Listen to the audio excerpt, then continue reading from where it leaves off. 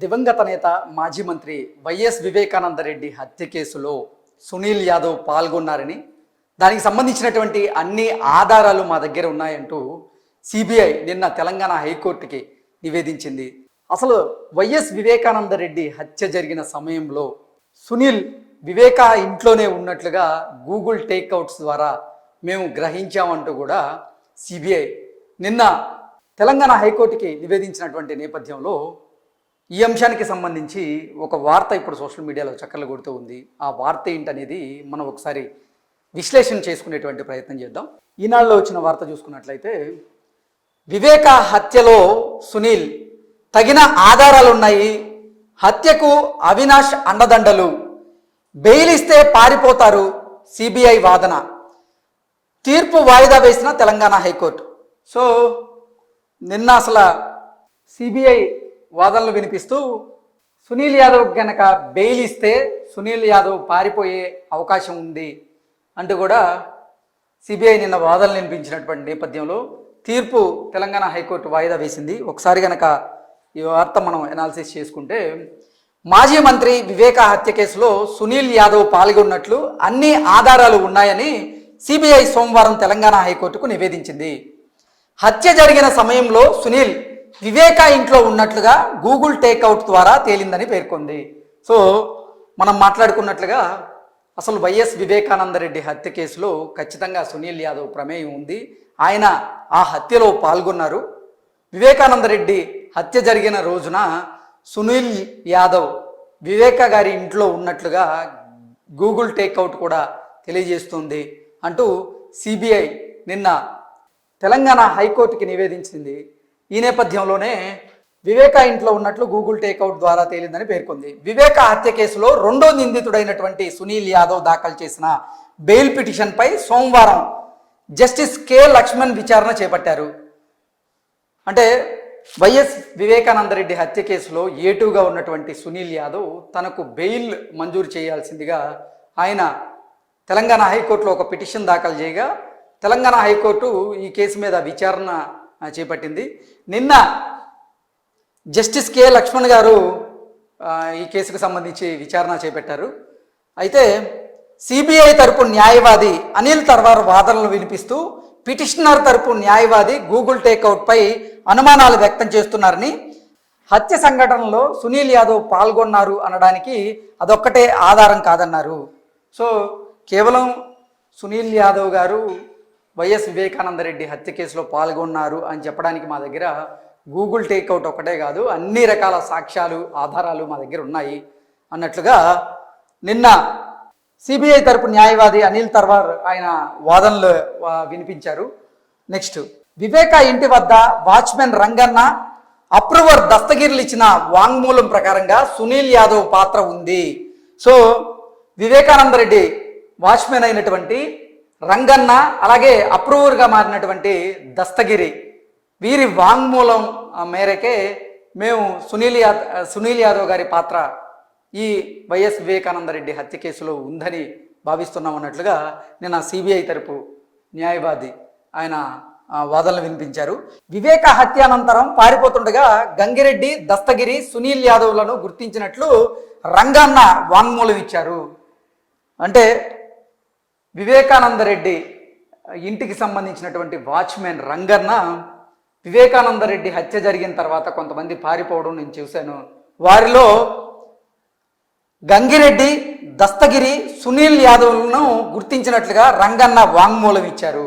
So YS Vivekananda రెడ్డిని హత్య చేసి అతి కిరాతకంగా పారిపోతున్న వాళ్ళని నేను చూశాను, వారిలో గంగిరెడ్డి, దస్తగిరి, సునీల్ యాదవ్ వారు ఉన్నట్లుగా నేను గుర్తించి నేను సిబిఐకి వాంగ్మూలం ఇచ్చినట్లుగా ఆయన, అంటే వాచ్మెన్ రంగన్న వాంగ్మూలం మేరకే వీళ్ళ ముగ్గురు పేర్లను పొందుపరచడం జరిగింది అన్నట్లుగా నిన్న సిబిఐ తరపు న్యాయవాది అయితే ఆయన వాదనలు వినిపించారు.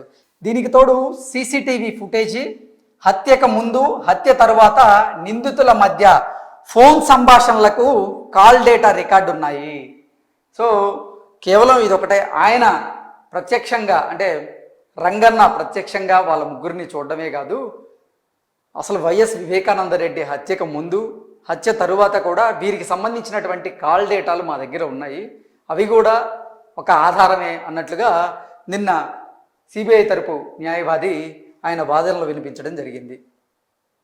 హత్యకు ముందు రోజు సునీల్ యాదవ్, దస్తగిరి, ఉమాశంకర్ రెడ్డిలు గంగిరెడ్డి ఇంటి వద్ద కలిశారు.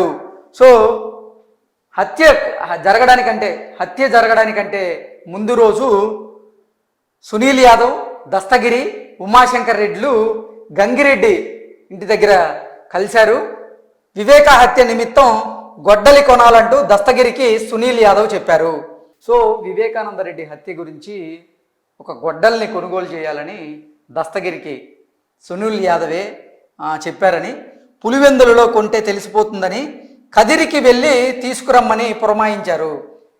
పులివెందుల్లో గొడ్డలు గనక కొంటే తెలిసిపోతుందని చెప్పి సునీల్ యాదవ్ కదిరికి వెళ్ళి కదిరిలో గొడ్డలి కొని తీసుకురావాల్సిందిగా దస్తగిరికి ఆయన్ని పురమాయించినట్లుగా ఈ వార్త సారాంశం.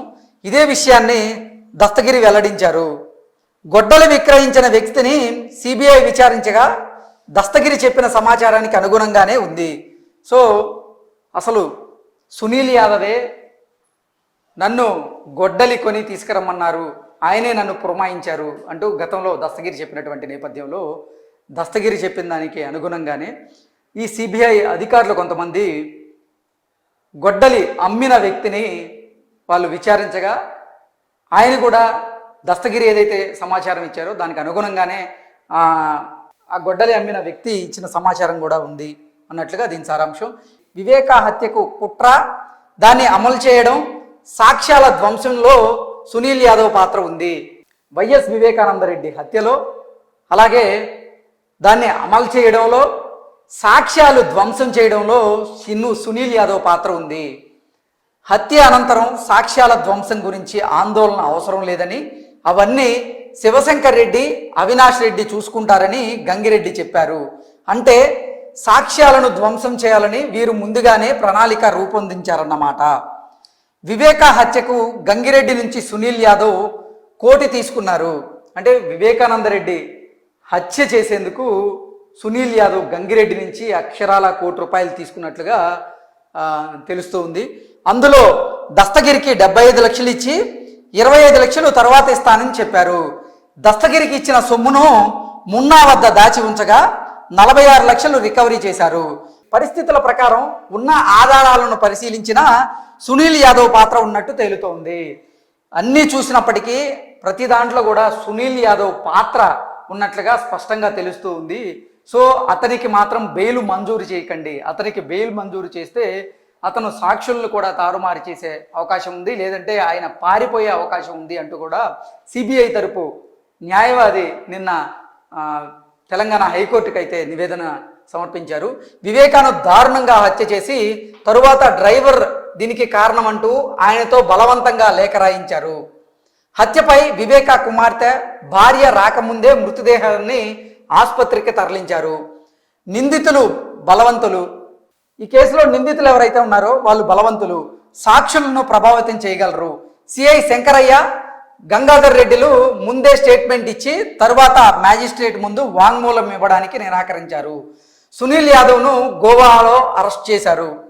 ప్రస్తుతం బెయిల్ ఇస్తే పారిపోయే అవకాశం ఉంది. శివశంకర్ రెడ్డి కుట్రలో పాల్గొంటే నిందితుడు ప్రత్యక్షంగా హత్యలో పాల్గొన్నారు, అందువల్ల శివశంకర్ రెడ్డి బెయిల్తో పోలిక లేదు, బెయిల్ పిటిషన్ను కొట్టేయాలి అని కోరారు. సో ఆయన సునీల్ యాదవ్ గారు వైఎస్ వివేకానంద రెడ్డి హత్య కేసులో ఆయన బెయిల్ మంజూరు చేయాల్సిందిగా హైకోర్టుని ఆయన ఆశ్రయించగా ఆయనకి బెయిల్ గనక ఇస్తే అతను పారిపోయే అవకాశం ఉంది, అతనికి బెయిల్ ఇవ్వకూడదు అంటూ కూడా సిబిఐ తెలంగాణ హైకోర్టును అయితే కోరింది. తెలంగాణ హైకోర్టు అయితే ఈ కేసును వాయిదా వేయడం జరిగింది. ఇప్పుడు సునీల్ యాదవ్కి ప్రత్యక్షంగా వైఎస్ వివేకానంద రెడ్డి హత్య కేసులో ఆయన పాల్గొన్నారు. సో ఆయనకి బెయిల్ ఇవ్వకండి, ఆయన బెయిల్ గనక ఆయనకి ఇస్తే ఆయన పారిపోయే అవకాశం ఉంది, లేదంటే సాక్ష్యాలను ఆయన తారుమారు చేసే అవకాశం ఉంది అంటూ కూడా సిబిఐ తరపు న్యాయవాదులు నిన్న తెలంగాణ హైకోర్టుకు అయితే విన్నవించారు. Thank you so much.